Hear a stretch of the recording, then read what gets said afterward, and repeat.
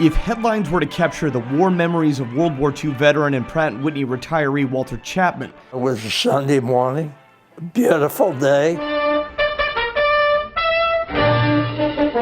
It would start on December 7th, 1941, as he flew into Pearl Harbor after a routine patrol. Chapman was a radio man and gunner. What happened was we saw the Arizona burning. They had been hit and fumes were coming up. Of course, you could see them 10 miles away.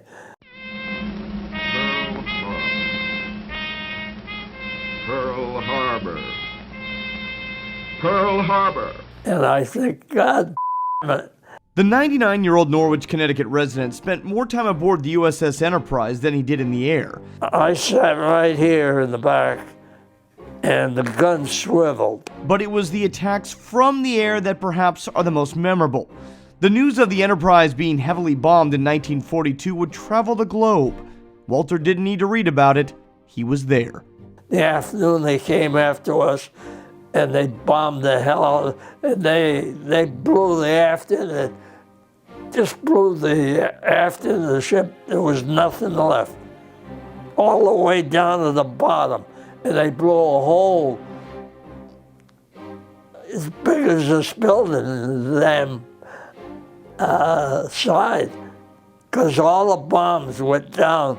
They were armor-piercing. And you could hear them cutting through the metal. Rum, rum, rum, and then they'd blow up.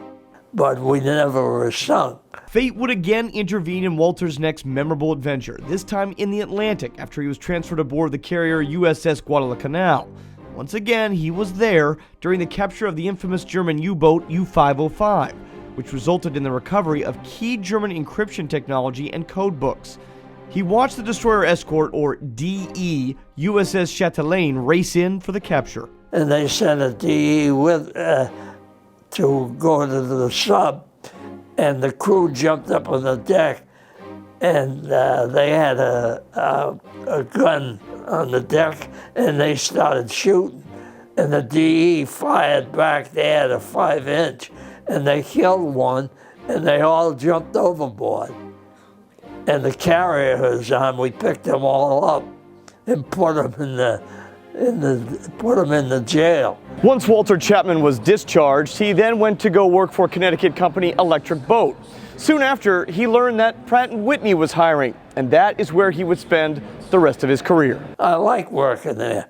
An unforgettable period in Chapman's life would end with an Allied victory. And if there's one key storyline for those who served, it's that so many World War II veterans remained humble, some even nonchalant about the dangers they faced, to ensure freedoms remained. I never gave a thought of getting killed or getting maimed.